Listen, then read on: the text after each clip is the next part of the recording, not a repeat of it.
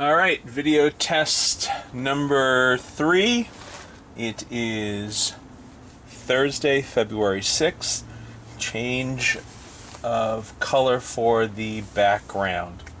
So what I want to do now is play with a open terrarium planting in an old glass votive candle holder that I had laying around. I'm going to include a stone.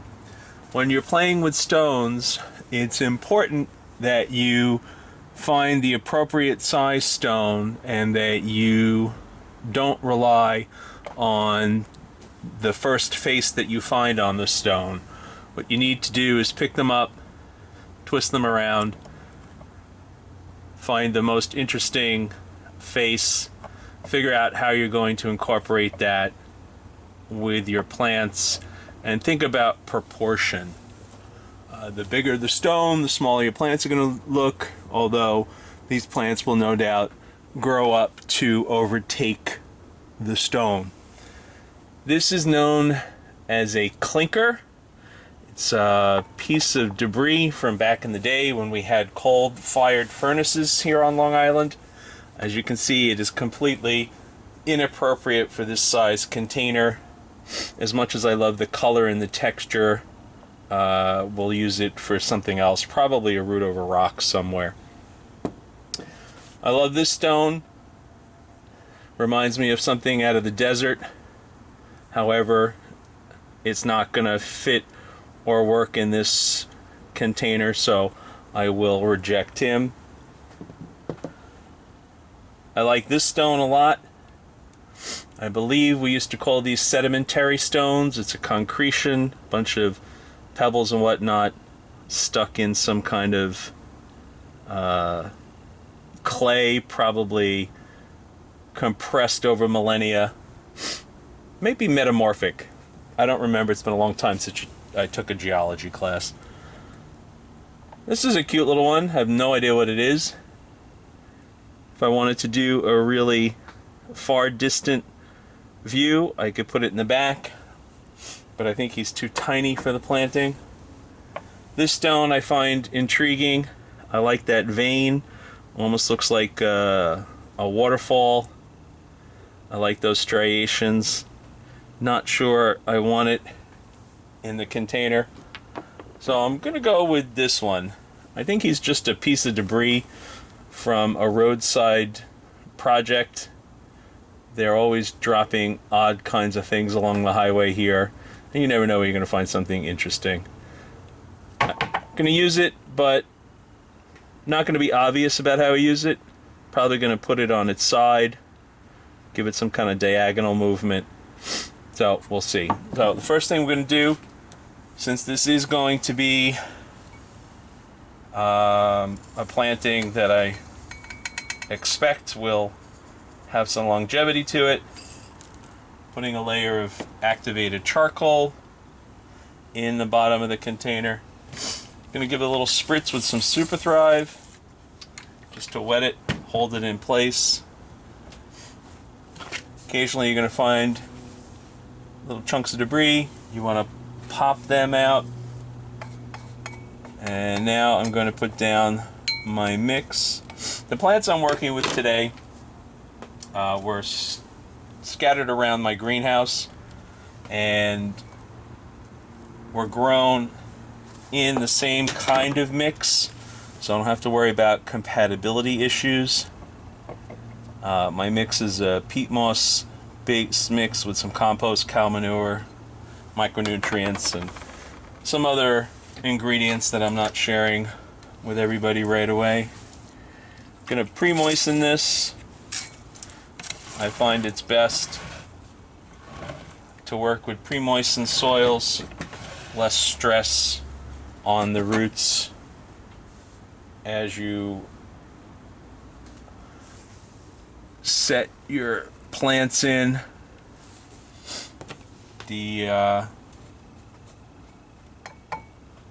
peat mix should hold the stone at whatever angle I want. If I wanted to, I could add a more clay-like version of the product of that peat moss called Super Muck or Peat Muck. Now I'm going to try some oddball plants in here. This plant that I'm going to use first is called Violet. Pops up all over lawns on Long Island. People spend hundreds of dollars every year trying to get rid of it. It will flower. Sometimes they're white with purple splotches, sometimes they're purple. I have no idea what we're going to get out of this. It'll be an adventure. So you always want to be bold, take some chances. You don't learn unless you make some mistakes. Got to be willing to get out there, and if it doesn't work the first time, you rearrange it. No big deal. This is not a $10,000 tree or a giant planting that you're doing for a client. This is just a little something you're doing for your own personal enjoyment. This should be a form of oxalis, which is also called wood sorrel.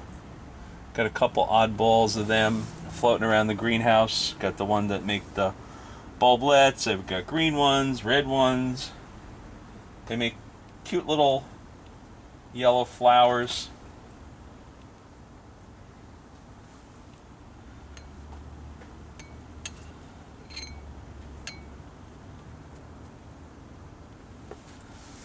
Alright, so gonna throw in one more violet, possibly one more wood sorrel, and then we're gonna throw some ground covers in here and some mosses. I have mosses coming out all over the place. I have no idea what their names are, but I find them enjoyable. So I keep them around, use them in bonsai plantings, Saikeis. It's important that you know where your mosses came from. If they're full sun, part sun,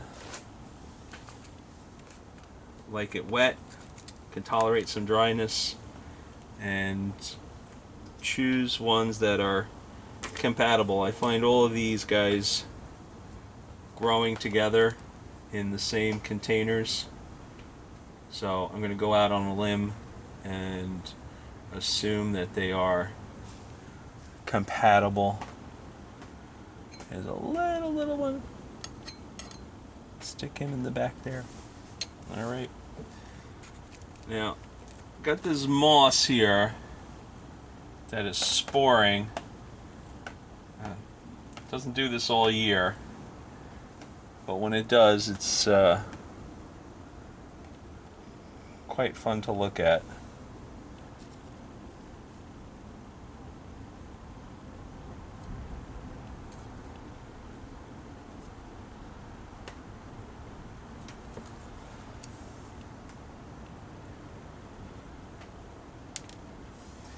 Alright, so now I'm going to put in some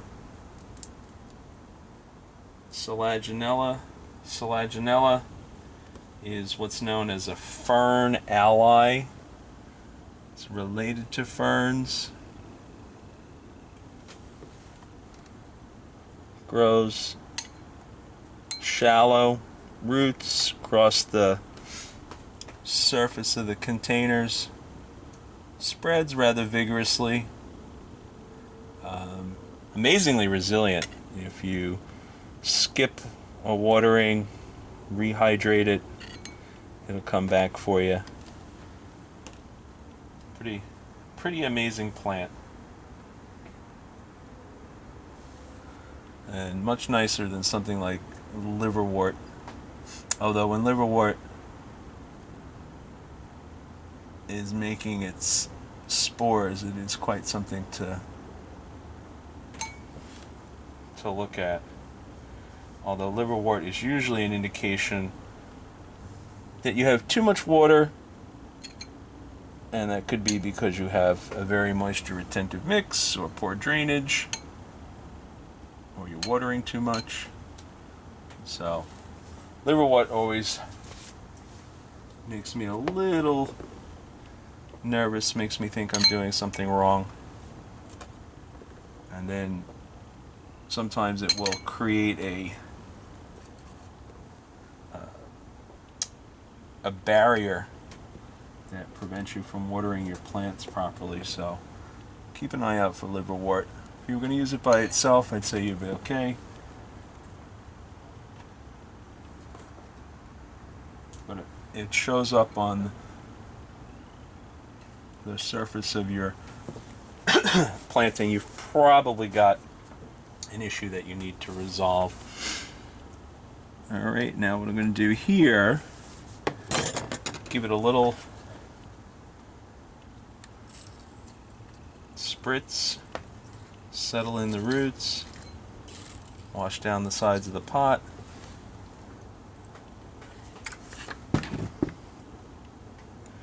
And I'm going to put a trail of tan sand in here. My instructor used to use the sand to represent walkways or rivers, streams. Invariably, it was a place where he didn't want any greenery, and of course, that's where all the moss spores would land and start to take over.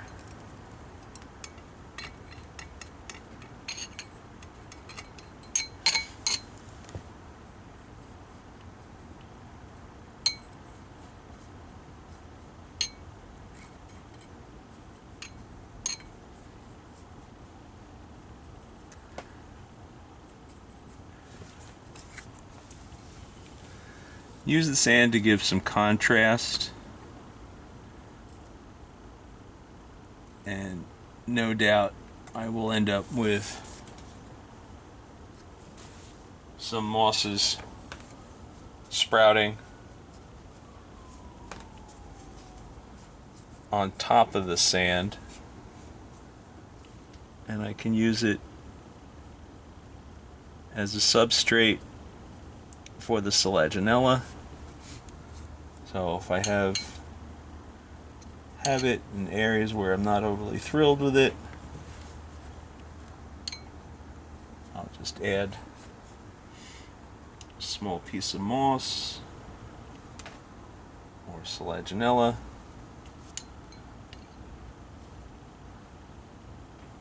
And I imagine that I'm going to have to visit this planting on a regular basis to make sure that the watering isn't overdone or underdone, although I imagine it will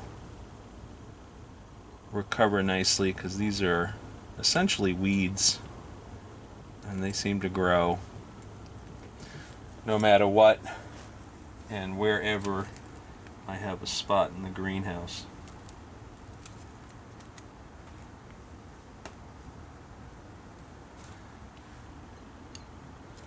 Alright, so hopefully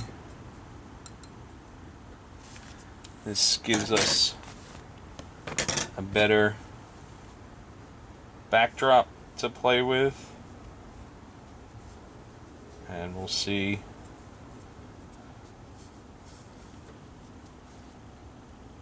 how this planting progresses. Not particularly panicked about it. Literally is a bunch of weeds and a candle holder with some sand and a stone. But I think the stone looks much more interesting now that it has some plants around it. You can see that white streak in the stone. So that's it for test number 3 or 4. I have a feeling we'll have some feedback and figure out what we need to do to improve the instruction.